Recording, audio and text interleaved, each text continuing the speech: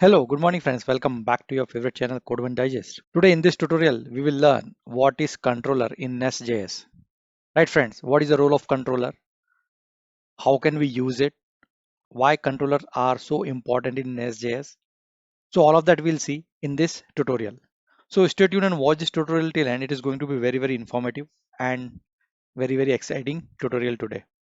So in the previous video, I covered the installation and the project setup for the Nestjs. If you have not seen this video, so go and watch this video. The link is given on your screen.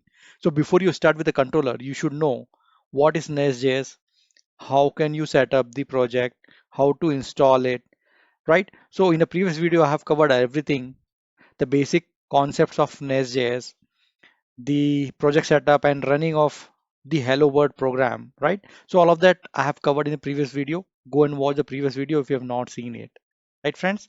And I have also created a complete playlist of Nest.js. Go and watch this playlist. It will have all the videos, all the tutorials related to Nest.js. I have also shared the link of previous video and this playlist in the description section of this tutorial. You can go and watch this playlist. Okay friends? Friends, so here is the agenda of this tutorial today. I'm going to cover what is controller. I'll give you introduction of Nest.js controller. Then I'll explain what are the routes and how can we define routes using Nest.js controllers. Then we'll understand how to access a request body in controller handlers, in controller methods. Then we'll see how to route requests based on wildcards, how to return a custom status code, response code for a request, how to send a custom header in a response, an HTTP response to the user, how to redirect URL and route parameters. So all of that we'll see in this tutorial. I'll show you the example of each and every topic what I have mentioned here in the agenda. So stay tuned. It is going to be very interesting and exciting tutorial. I'll explain this with a real examples. Right friends? Okay friends, so let's understand what is controller in Nest.js. So controllers are responsible for handling incoming requests and returning a responses to the client. So controller are the first component where the request comes. So you can consider controller are very similar to the controller that we have in Spring Boot. If you have worked on Java Spring Boot, so you have a dispatcher servlet and then the request comes to a controller where you define the REST controller, right? For your APIs. Or if you are writing a web application, then you write a controller. Same concept we follow here. Controller are used to route the request. Based on the endpoint, it will decide which controller is going to fulfill this request. Right friends? Controller is a class defined with the method for handling one or more requests. Controller provides the handler function for a route. Right? Based on the endpoint routing, if the request comes to a controller, then the handler function will be called. Routing mechanism control which controller receive which request, as I said. In order to create a basic controller, we use the classes and decorators. Decorators are nothing but annotation. In Java, we call it annotations. In Nest.js, they call it decorators. Okay, so these are the decorators like at the rate controller, decorator, which is required to define a basic controller. So when you define a class, when you write a class and then you say at the rate controller on top of it, like similar way we do it in Spring Boot. So it will become a controller. It knows that this is a controller. Nest.js container will know this is a controller. Right, friends? So now I'll take you to the Visual Studio Code and show you the example of each and every topic what I have told you in the agenda. Right, friends? And if you have any query or any topic that you want to cover as a part of tutorial, so you can write that in the comment section. I'll create a video on those topics. Your feedbacks are very valuable to us. Okay, friends, so I have opened my Visual Studio Code and I'll show you the controller that we have written in our previous exercise. So I'll just do a recap. These are controller, cats controller, okay? And this is our decorator that we use on top of controller. And this is the root information, cats. And then we have defined two methods, that is get and post, if we fire slash cat with get method, then it will call this method. And if I call post method on cat's root, then this method will get called, right?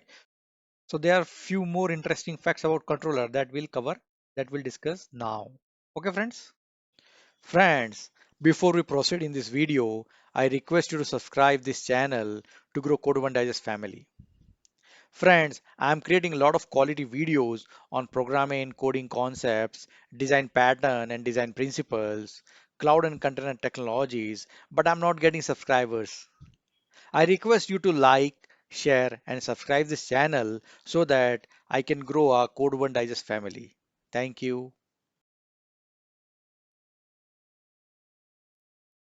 So friends, how do you access the request object in the method? So this is how access the request objects. At this line number 9, I'm referring URL from a request object and it will print that. I can also log it console.log request.url, right? So when we hit this, it will print this. Let me start my application again, right? And now this is my postman where I have this get call. This is my get call where I'm calling localhost 3000 cats. Let me hit this. Yes, so I'm getting this section returns all cat slash cat. Slash cat is our URL. Same thing would have been logged here. See, from request object, you can refer URL or query parameter or body or anything, right? Whatever be the information available inside this request object. So all this information you can access here, right? This is our request object. And then from request object, this is how you can refer the query parameter. So let's say you have a query parameters in your URL. So request.query and then pass that key name of the query. What is the key of that query, right? So here I'm expecting that name is the key. Name is the key in the query. Hence I'm requesting that. Now let us see how to call this, right? So this is my URL slash cats is my endpoint and this is my query parameter name, right? Name is equal to Tom. So name is the key here. That is what I am referring in the code. Now let me hit this. So yes, it is returning me the URL. Now URL becomes slash cat question mark name is equal to Tom. And in the logs, if we see what it is printing is URL is slash cat name is equal to Tom and query parameter is Tom, right? Because we are requesting the name key, right? This is how you can access the query parameter. We can define the roots using wildcard as well. So I have written one function and here I have defined a root with a wildcard that is AB star CD. Okay. Supported paths like ABCD, comma AB underscore CD, comma AB hyphen CD, and so on, right? So this particular kind of routing is also supported by the Nestjs. It will check the pattern that starting with AB and ending with CD, and it will call the respective function, respective method. We'll see that. So what I have done is, and I'm just logging it here that I'm into a wildcard route and returning the same string. Okay, so now what I'll do is let me restart my server and see if this is able to resolve this endpoint. Let me start my server now. Yeah, it started. Now what I'll do is let me go to the postman and will hit this. Okay, so I have the slash cat slash abcd is a root. Let me hit this. Yes, see, I got a response that I'm in a wildcard route. And in the logs also, it says I'm in a wildcard route. That means with ABCD added in an endpoint, it is now going to that particular route here in this particular route. Now let me add one more thing. Okay, AB underscore CD. And let's call this. Yes, so it is calling the same. And if I say hyphen, then it is calling the same. Then if I say some characters in between, Yes, it is calling the same. That means it will accept anything between AB and CD. The star, what we have defined here, takes anything. It's a wildcard, right? It will take any character in between. So this is also one of the way of creating routes in Nestjs, right, friends?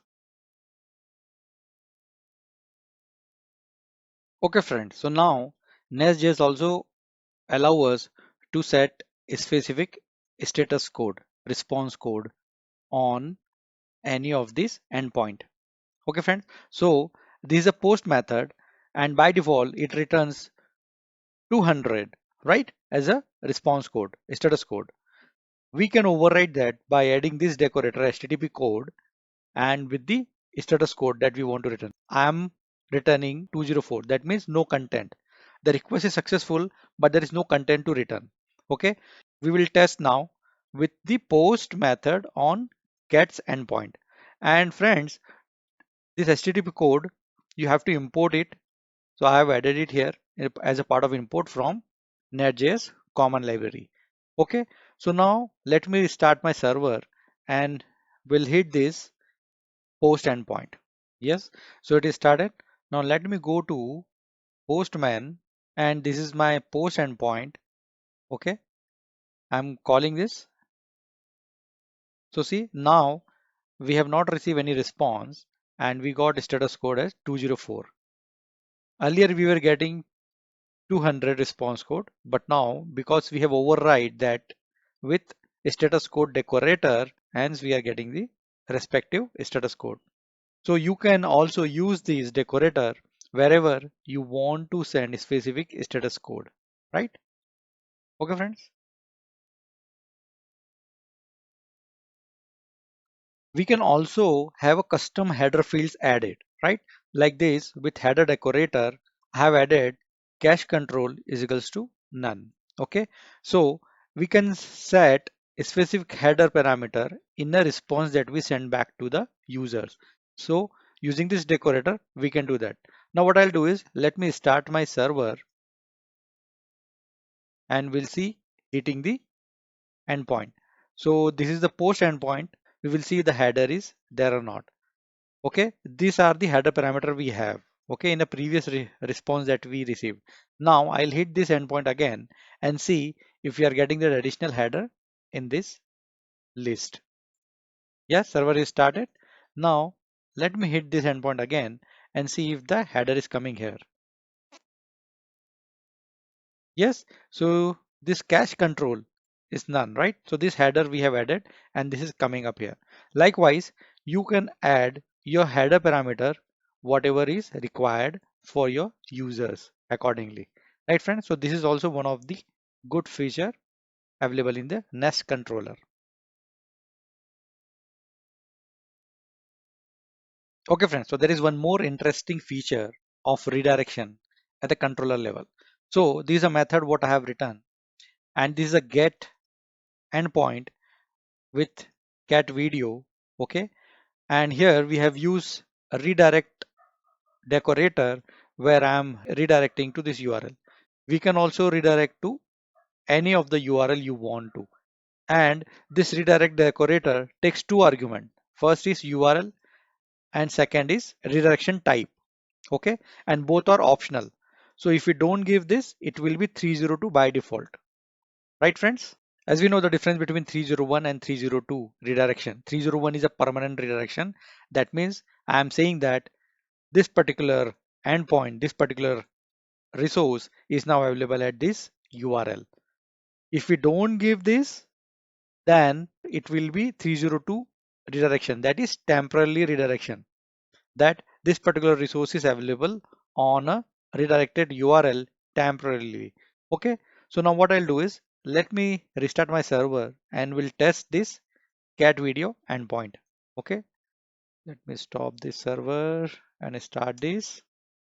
Meanwhile, let me go in the postman and now here I'll say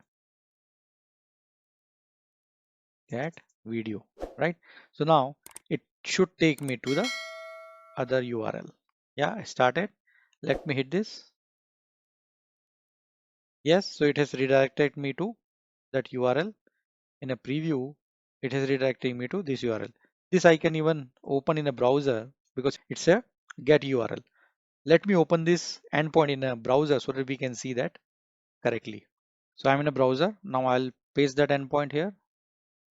Localhost 3000 cat video. Let me hit that. So now it is redirecting me to this nestjs.com, right? Whatever we have given here, right friends? So likewise, you can define the redirection rule as well in a Nestjs controllers.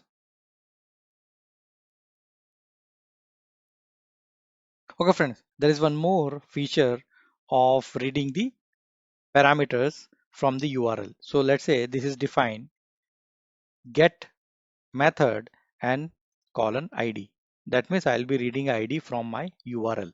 And how do we read it? So this is a param that we have, and params.id if I'll give, so this ID will come here. That is what I am logging and that is what I am returning. So now let me start my server and we'll go and test it. I'll open my Postman. Now in Postman, what I'll do is slash cat and ID, let's say I'll give 12345, right? This is the one.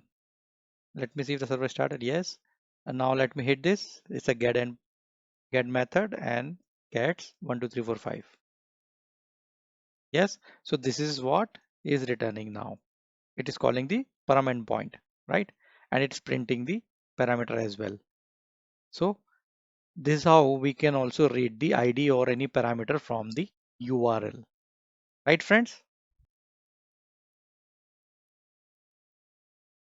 Friends, you need not to worry about the code. I have already created a Git repository, Nestjs complete tutorial, right? Inside Code One Digest. Okay, this is my Git repository and this is a project I have. So you can clone this repository, okay, from here and download the code and start using it. Right, friends? We have the README file. Just download the code and play with it and start using it. You need not to start from the scratch also. Friends, if you like this video, so give it a thumbs up and subscribe to this channel for the more interesting videos.